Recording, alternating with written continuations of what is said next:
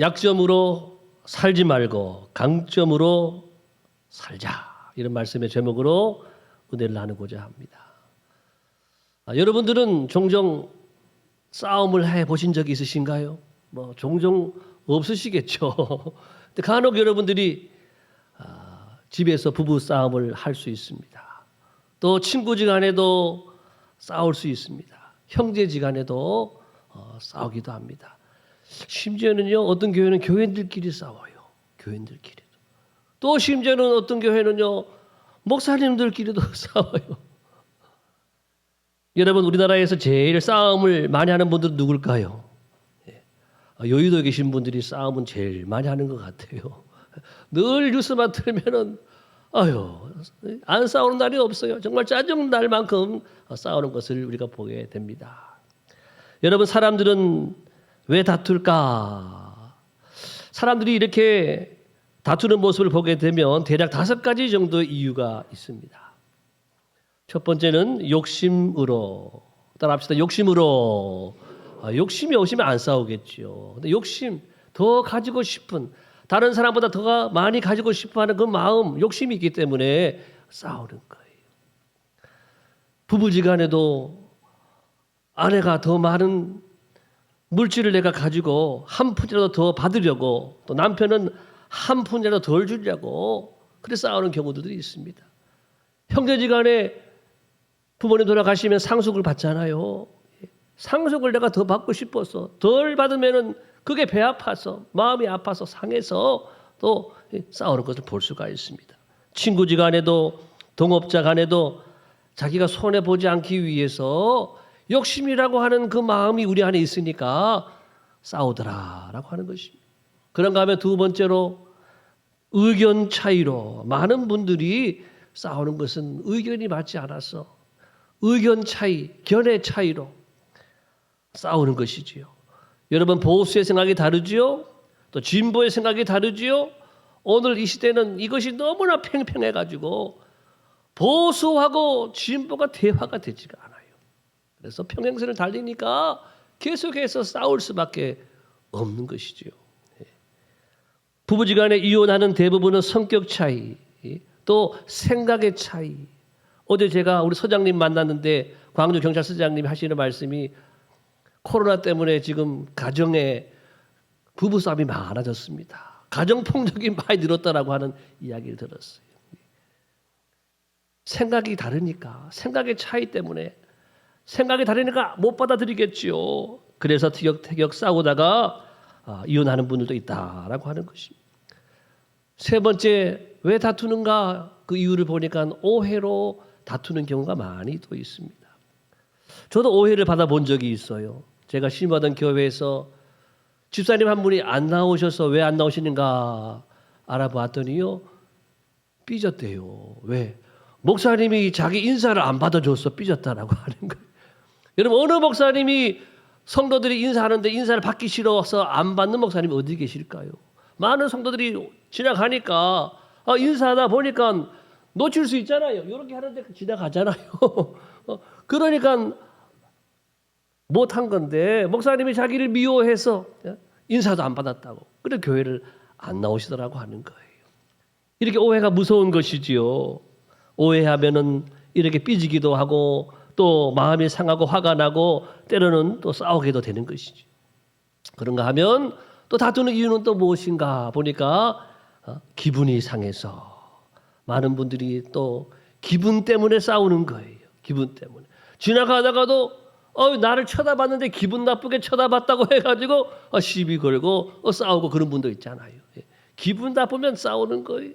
기분 나쁘면은 또 때리고 다툼이 벌어지는 것입니다. 다섯 번째는 내가 죽지 못해서 또 다투더라고요. 결론적인 것이지요. 내가 왜 우리가 다투고 싸우느냐 하면은요, 내가 죽지 않아서 내 안에 자아가 아직 살아있기 때문에 내 자존심 때문에 내가 지고 싶지 않은 거예요. 그래서 다툼이 생기고 분쟁이 세우고 싸우더라 라고 하는 것입니다. 여러분, 오늘 말씀에 싸우는 얘기가 나와 있습니다.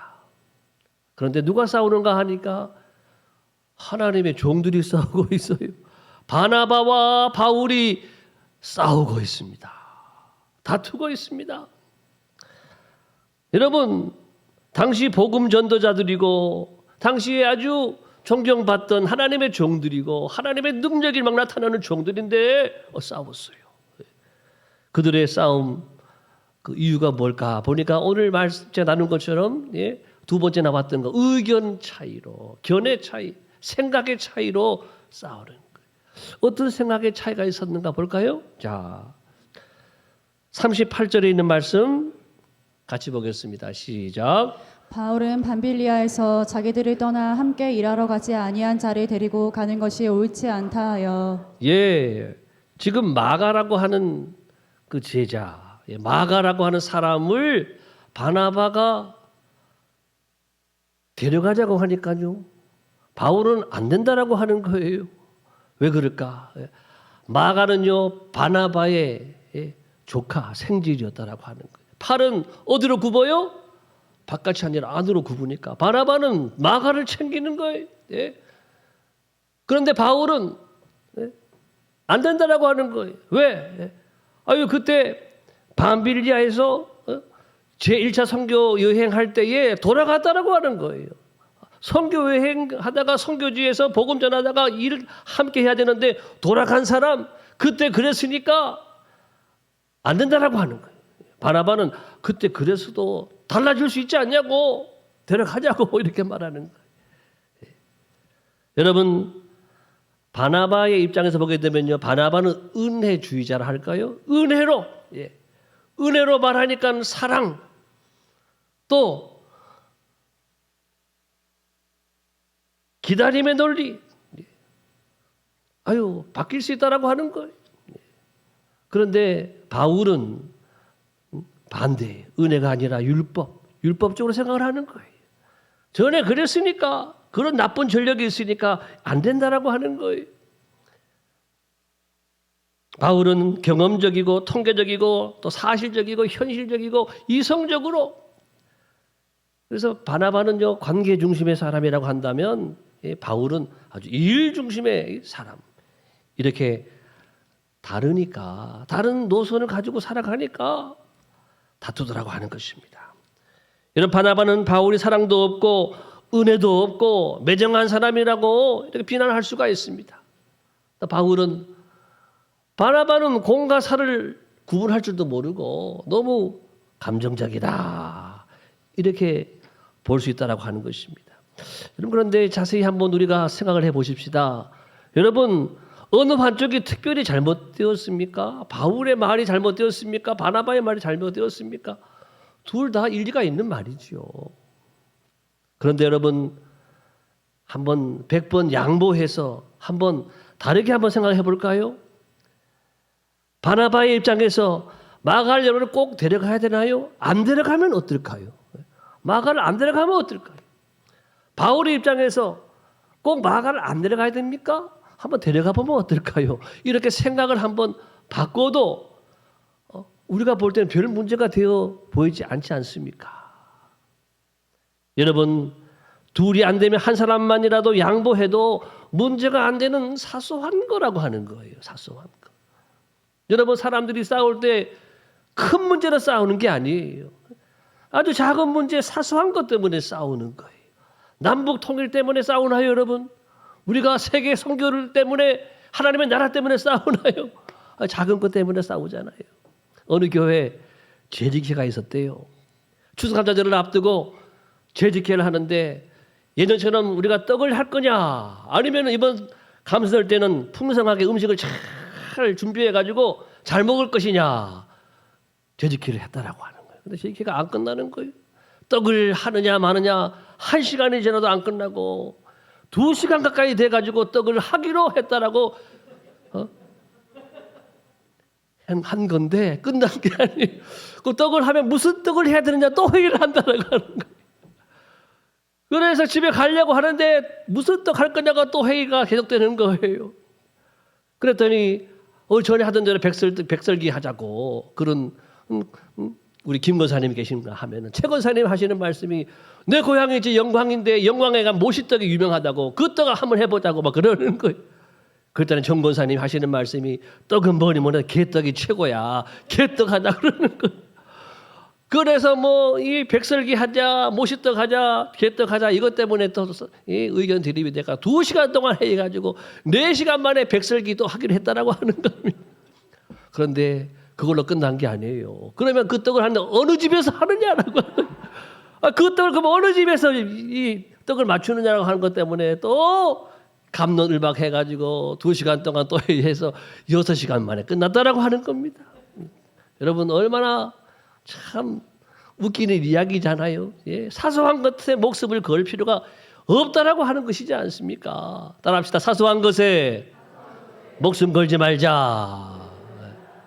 여러분 교회는 여러분 회의하는 곳이 아닌 줄을 믿습니다. 교회에 나오는 것은 여러분 일하러 나오는 것이 아니지 않습니까? 교회는 은혜 받으러 나오는 줄로 믿습니다. 은혜 받으면 회의가 짧아질 거예요. 기도가 길면 회의가 짧아지고, 기도가 짧으면 회의가 길어지고 그런 말이 있어요. 우리는 은혜 받고 기도 많이 하는 교회, 은혜가 넘치는 교회가 꼭 되어지시기를 예수님의 이름으로 축복합니다.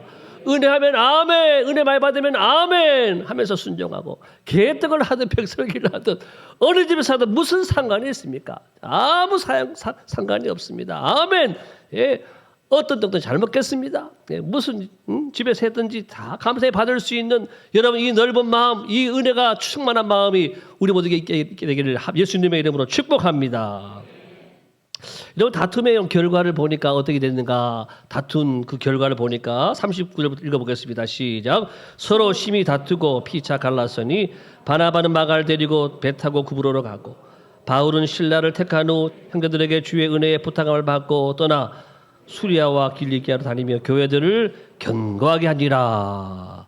다투니까 마음이 좋을 리가 없잖아요. 어떤 사이인데 함께 복음을 증거했던 생명을 같이 했던 그 귀한 서로의 존경하는 그 사이인데 얼마나 마음이 상했겠어요. 마음이 너무 상하고 힘들고 괴롭고 그래서 결국은 갈라졌어요. 나눴어요. 바나바 입장에서는 내가 교회에 소개해서 데리고 왔는데 여러분 사울이었잖아요. 사울이 예루살렘 교회에 들어갈 수 있었던 것은 바나바가 있었기 때문에 그랬잖아요. 바나바 때문에 예루살렘 교회에 들어갈 수 있었고 하나님의 사도로 인정받을 수 있었는데 배은망덕해 보이지 않겠습니까? 기분 나쁘죠. 그런가 하면 바울 입장에서는 바나바는 교회 어른인데 어른쯤 되셨으면 공과 사를 구별할 줄 아셔야지. 사람이 술 탄 듯 물 탄 듯 그렇게 줏대가 없어도 되겠냐. 그런 생각을 했을 것입니다. 그래서 바나바는 마가를 데리고 구브로로 갔고 바울은 신라를 데리고 수리아와 길리기아로 갔습니다. 여러분 기도하는 사람들 싸워요. 이렇게. 기도 많이 하는 분도 귀하게 쓰임받는 주의 종들도 이렇게 싸워요. 왜냐하면 주님을 사랑하고 주님을 늘 내 마음에 모시고 있는 것이 100% 24시간 내내는 불가능하잖아요. 때로는 나의 감정을 다스리지 못하고 내 마음을 다스리지 못하게 되면 이렇게 나의 생각이 나오고 고집이 나오고 이렇게 다툴 수 있다라고 하는 사람이니까. 그러나 여러분 기도의 사람은 다른 것이 있습니다. 이것을 계속해서 품고 있지 않는다라고 하는 거예요. 이 미워하는 감정, 이 화난 감정을 계속해서 품고 있는 것이 불가능한 거예요. 왜? 기도하다 보면 뭐가 나와요? 회개가 나오잖아요. 하나님 제가 못 참았습니다. 하나님 제가 저 실수했습니다. 또 넘어졌습니다. 하나님 제 죄를 용서해 주세요. 회개하잖아요. 그러니까 다시 기회가 있다라고 하는 것이지요. 바나바와 바울의 싸움 그 이후를 보게 되면 역시 이분들은 기도의 사람들이요 하나님의 종들인 것을 알 수가 있습니다. 자, 첫 번째 싸움 후에 잘한 것을 보게 되면 첫 번째 시작 사역을 그만두지 않았다. 두 번째 서로를 비난하지 않았다. 세 번째 서로를 도왔다. 왜? 그들이 기도하는 사람이었기 때문에 비록 다투고 화를 내고 마음을 상해서 헤어졌지만 하나님이 다시 마음을 돌이켜 주시는 거예요. 그래서 사역을 포기하는 것이 아니라 사역을 지속하는 거예요. 계속해서 사역을 하고 또 힘을 합해 사역을 하고 서로 비난하는 일을 하지 않았다라고 하는 것입니다. 여러분 이제 그 마가에 대한 이야기를 좀 더 드리겠습니다. 바울은 신라를 데리고 이제 제2차 전도 여행을 시작을 했는데 이상하게도 신라의 이름은 더 안 나와요. 신라의 달밤으로 갔는지 아무튼 신라의 얘기는 안 나와요. 그런데 바나바가 데려간 마가에 대한 얘기가 서신서에 계속해서 나오고 있다라고 하는 것입니다. 그것도 바울이 자기를 아무튼 배신한 사람이 나쁜 사람이라고 해서 보기 싫어했던 그 바울이 바나바의 그 따라갔던 우리 마가를 받아들이는 거예요. 좋아하는 거예요. 아니 함께하는 거예요. 자, 우리 말씀 한 세 군데를 한번 보겠습니다. 먼저 빌레몬서 1장 24절 다 같이 시작. 또한 나의 동력자 마가, 아리스다고, 데마, 누가가 여기 나의 동력자라고 했어요. 배신자가 아니라 이제는 나의 동력자라고 언급을 하고 있습니다. 골로새서 4장 시작. 나와 함께 갇힌 아리스다고와 바나바의 생질 마가와 이 마가에 대하여 너희가 명을 받았음에 그가 이르거든 영접하라. 마가를 환영하고 영접하라. 기쁨으로 이렇게 영접하라. 이렇게 말하고 있습니다. 세 번째 디모데 4장 10절 11절 시작. 데마는 이 세상을 사랑하여 나를 버리고 데살로니가로 갔고 그레스게는 갈라디아로 디도는 달마디아로 갔고 누가만 나와 함께 있느니라. 내가 올 때에 마가를 데리고 오라.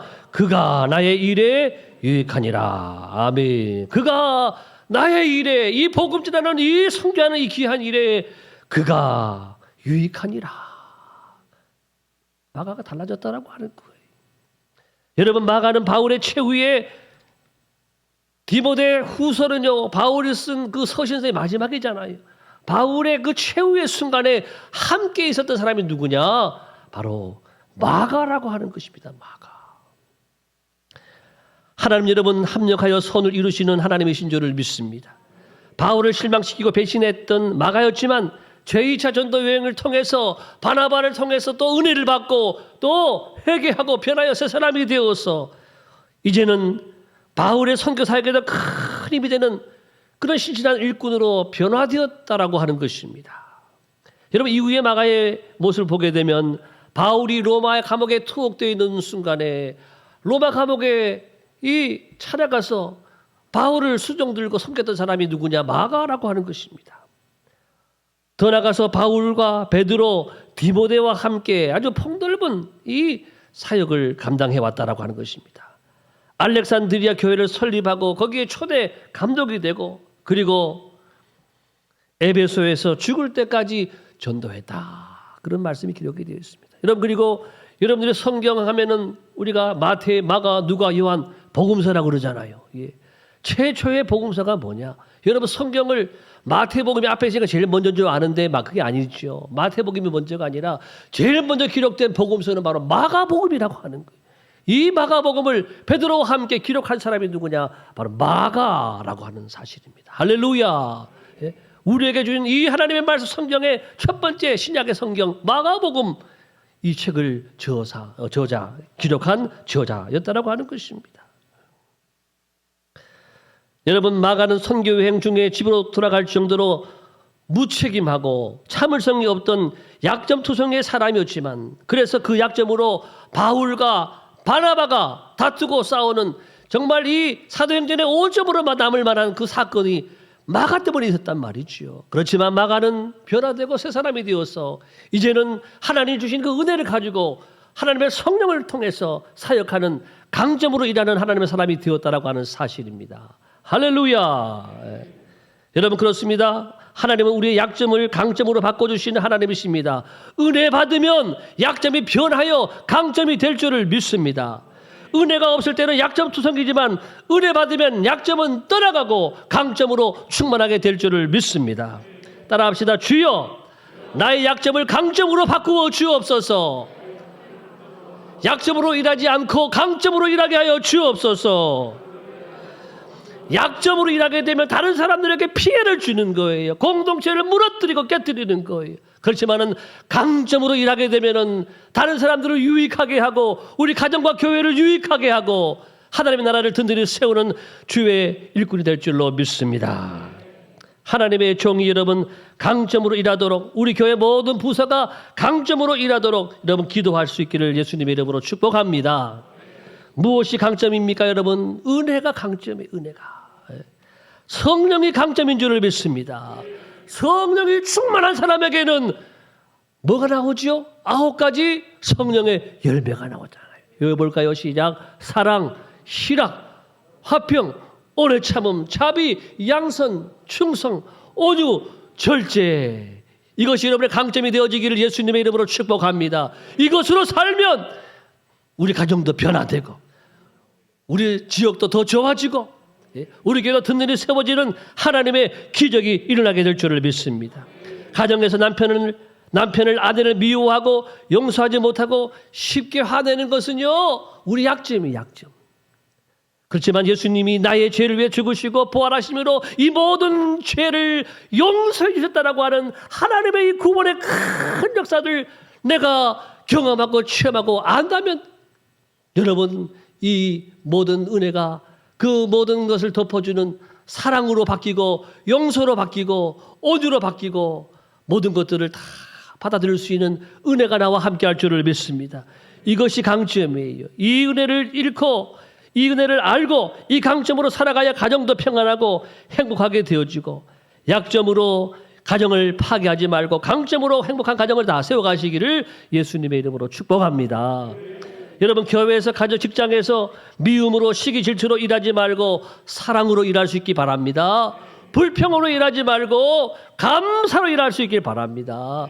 불순종으로 일하지 말고 절대 순종으로 일할 수 있기를 바랍니다. 여러분, 할 듯 말 듯 하지 말고 절대 충성으로 일할 수 있기를 바랍니다. 불신으로 일하지 말고 절대 믿음으로 일할 수 있기를 바랍니다. 이것이 강점이에요. 강점. 그러기 위해서는 여러분, 은혜를 받아야 합니다. 마가와 같이 은혜를 받고 약점으로 일하지 않고 강점으로 일해서 나를 반대하는 사람까지도 변화시킬 수 있는 이 놀라운 복음의 능력이, 복음의 놀라운 역사가 우리 모두에게 함께할 수 있기를 예수님의 이름으로 축복합니다. 성경에 보게 되면 강점으로 일한 사람들이 많이 나오고 있어요. 한 4분만 잠깐 소개하게 되면, 첫 번째 모세. 모세는 뭘 잘했을까요? 모세는 순종을 잘했어요. 이런 강점이 있었어요. 다른 건 몰라도 순종 하나를 잘했어요. 하나님, 저는 이 비법보다는 사람입니다. 저는 갈 수 없습니다. 내 형 아론이 있지 않느냐? 너의 대변자로 세운다. 가라. 아멘 하고 가는 거예요. 바로 앞에 홍해가 있습니다. 뒤에는 애국군대가 따라오고 있습니다. 앞으로 가지도 못하고 뒤로 가지도 못하는 상황입니다. 지팡이를 홍해에 갖다 대라. 알겠습니다. 아멘 하고 홍해를 딱 지팡이를 대는 순간에 홍해가 쫙 갈라진 줄을 믿습니다. 이스라엘 백성들 다 거기를 걷고 다 건너가고 애국군대가 다 그 물에 다 수장이 되어 죽었습니다. 여러분, 순종의 강점을 가질 수 있기를 예수님의 이름으로 축복합니다. 다윗은 믿음의 강점이 있었습니다. 17살밖에 안 되는 그 나이인데 지금 전쟁터에 나갔습니다. 싸우러 나간 것이 아니라 위문 간 건데 다 벌벌 떨고 있으니까 저 앞에서 골리앗이 소리칩니다. 하나님의 이름을 망령되이 걷고 있습니다. 너는 칼과 창과 검으로 내게 오지만 나는 내가 모욕하는 만군의 여호와 이름으로 가노라 하면서 물맷돌을 던졌습니다. 이것은 믿음인 줄을 믿습니다. 내게는 아무것도 없지만 만군의 하나님 믿는 그 믿음으로 물맷돌을 던졌을 때에 골리앗이 떨어진 거예요. 믿음의 강점이 있었던 거예요. 그런가 하면 세 번째, 요셉은 성실과 인내의 강점을 가지고 있었어요. 형들이 다 자신을 미워해서 구덩이에 던지고 미디안 상인에게 팔아버리고 애굽 또 보디발의 집에 가서 종이 되었어요. 또 감옥에 갇히게 되었어요. 누명 쓰고 들어가게 되었어요. 그럼에도 불구하고 불평하고 원망하지 않고 있는 곳에서 성실하게 그리고 믿음으로 기다리면서 때를 기다리니까 성실과 인내로 마침내 애굽의 총리가 되어지고 가장 어려울 때 문제를 해결할 수 있는 그 능력의 총리가 되어서 귀하게 쓰임받은 것을 우리는 알고 있습니다. 성실과 인내의 강점. 그런가 하면 베드로는 성령의 강점. 따라합시다. 성령.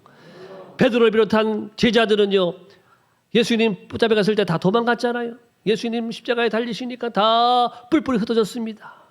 그런데 어느 한순간에 나타나서 예수를 믿으시오. 이분은 하나님의 아들이십니다. 부활하신 분이십니다. 어떻게 된 겁니까? 하루아침에 그들은 예수님을 만났습니다. 부활의 주님을 체험했습니다. 부활하신 주님을 내 눈으로 똑똑히 경험하고 더 나가서 예수님 승천하신 후에 마가다락방에서 뜨겁게 기도하는 가운데 전혀 기도하기 힘쓰는 가운데 불같은 성령, 바람 같은 성령을 만난 줄을 믿습니다. 이 성령을 체험하니까 기탄 없이 복음을 증거하는 하나님의 종들이 되었다라고 하는 것입니다. 한번 같이 읽어볼까요? 따라하겠습니다. 주여, 성령이 최고의 강점이 되게 하옵소서. 주여, 성령이 최고의 강점이 되게 하옵소서. 성령으로 말하고, 시작. 성령으로 말하고, 성령으로 기도하고, 성령으로 찬양하고, 성령으로 예배하고, 성령으로 봉사하고, 성령으로 전도하고, 성령으로 충성하게 하옵소서. 다시 한번 주여, 성령이 최고의 강점이 되게 하옵소서. 여러분, 내가 하면 반드시 무너지고 넘어지게 되어 있습니다. 내가 하면 조금하다가 넘어지지만 성령으로 하면 반드시 승리할 줄을 믿습니다. 내가 하면 다른 사람에게 피해를 주고 공동체를 무너뜨리고 깨뜨리지만은 성령이 나와 함께 하시면 성령으로 일하게 되면은 다른 사람들을 유익하게 하고 가정과 공동체를 세우게 될 줄을 믿습니다.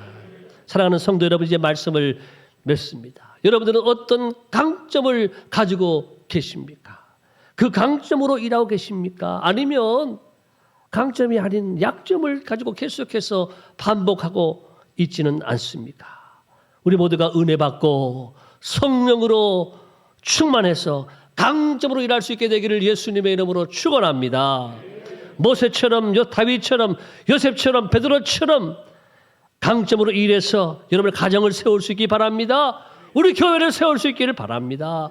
여러분, 코로나 이후 시대에 우리 한국교회가 참으로 어렵습니다. 그렇지만은 약점으로 일하지 않고 강점으로 일하는 성도들을 통해서 이 나라에 우리 한국교회에 소망이 있을 줄로 믿습니다. 오직 믿음, 절대 믿음, 오직 순종, 오직 성령으로 우리가 나갈 때 이 강점으로 충성할 때에 하나님 반드시 우리 가정을 살리시고 이웃도 살리게 하시고 이 교회를 통해서 이 땅에 있는 이 지역에 있는 많은 영혼을 살리게 하는 복음의 놀라운 역사를 주실 줄을 믿습니다.